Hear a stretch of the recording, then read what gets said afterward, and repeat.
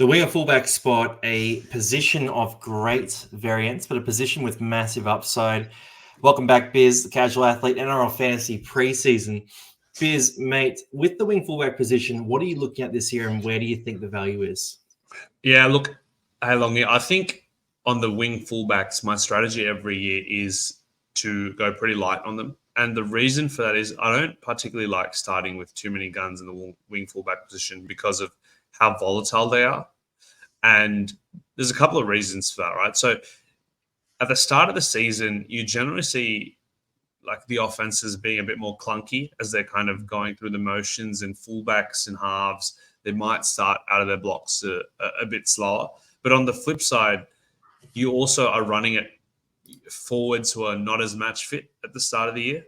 So there is potential to rack up some scores. The problem with the volatility is, given the way NRL Fantasy pricing works, is one low score can drop your price significantly. So there's always, in my eyes, an opportunity to get a Ponga, a Trell, or a Teddy at a 100K discount sometime in the first 6 to 8 rounds.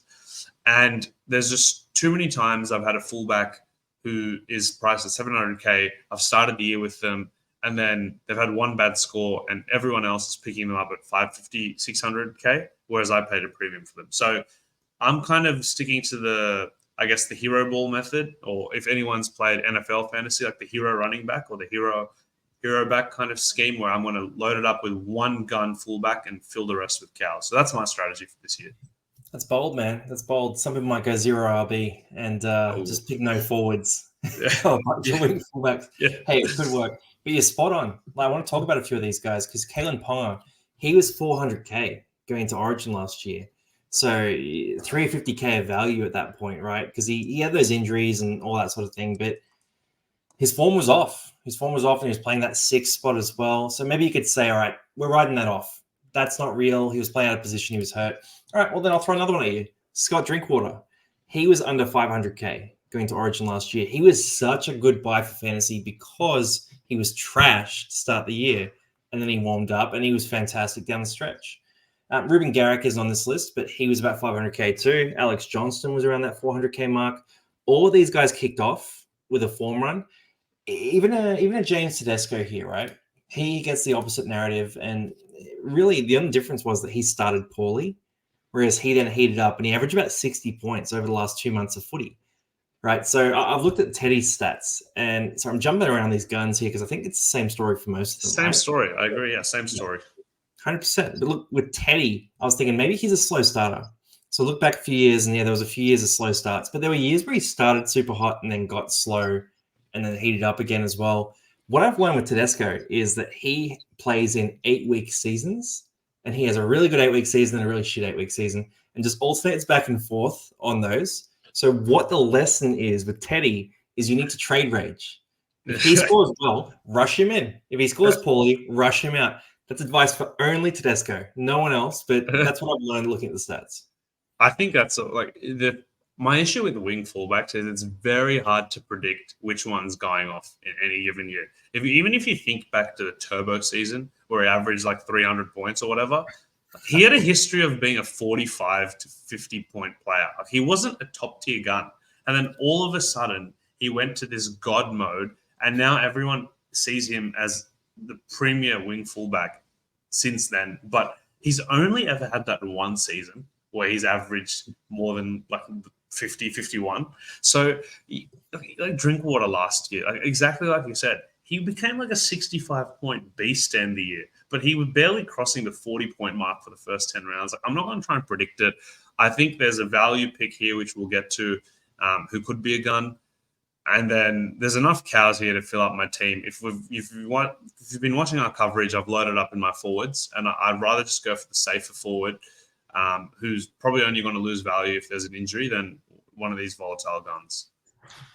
I'm with you, man. I'm with you. There's some easy picks down the list. So I want to jump to one of those guys right away and just go Jaden Campbell. He's one of the first pick guys for my roster.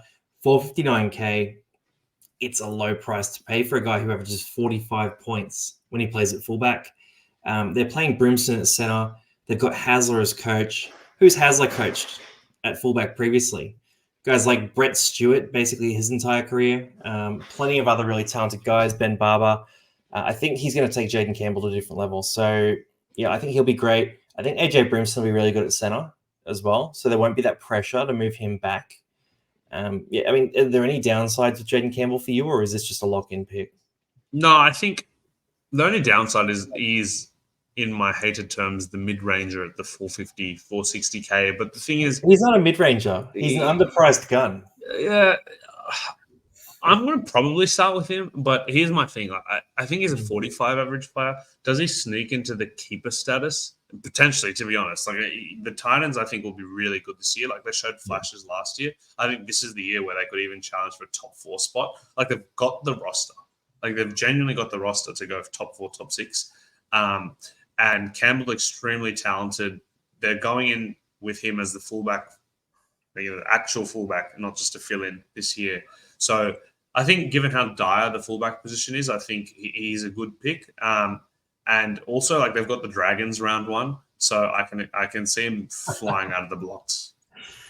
You saying the Dragons won't do well this year? Is that your pick? I mean, maybe they'll do well, but they'll concede a lot of points to Jaden Campbell. Is all I'm saying.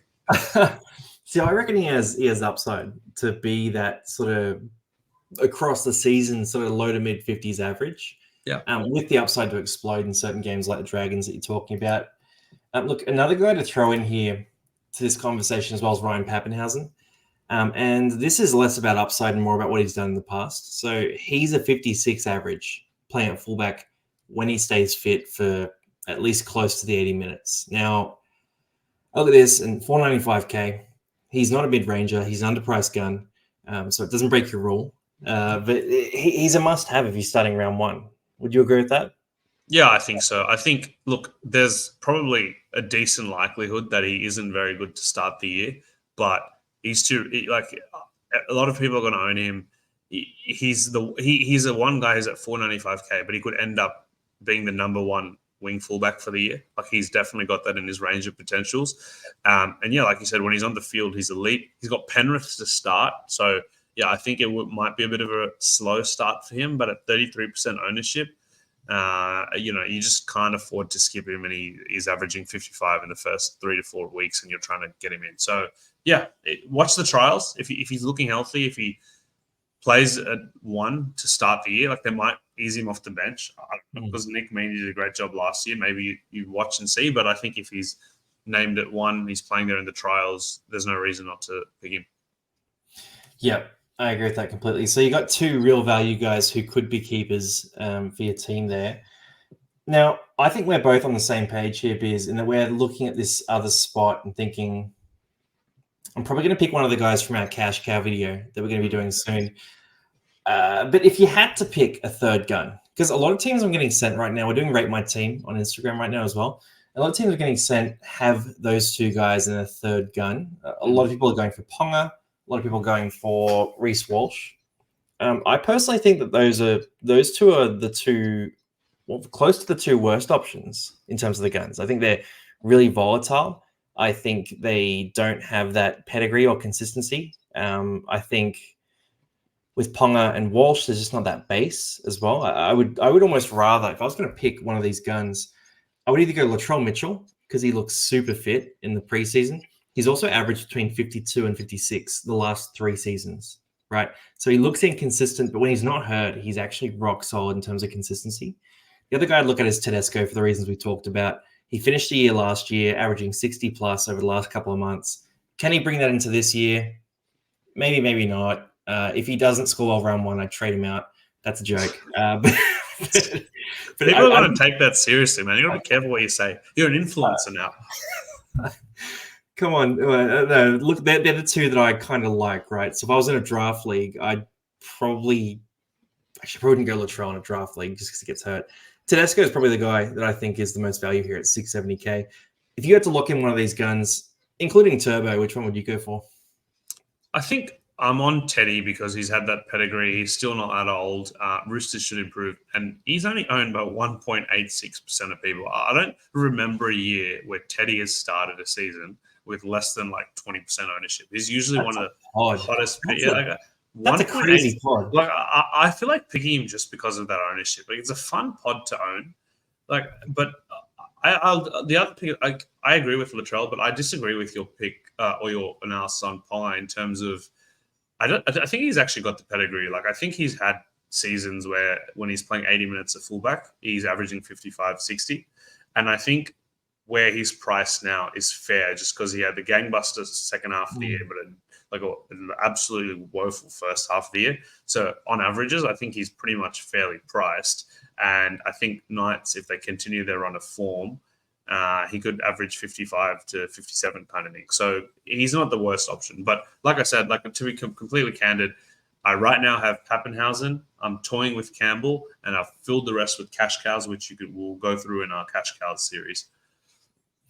Mate, big calls. Yeah, no, look, you're right. Ponga does have a bit of that pedigree. Tommy Turbo as well. Does he go back to a 90 average? Probably not. But hey, you got to mention it. Reece Walsh, steer clear of Reece Walsh. The grand final hangover is real, and his base stats are just not there. He's going to play good footy, but he'll score you 25 here and there. You just can't take that. Look, that's our wrap on the wing fullbacks. So we like Papenhuyzen, we like Campbell, and if you had to go a gun, maybe go with Tedesco. If not, look at the Cash Cows video. Any other final notes there, Biz?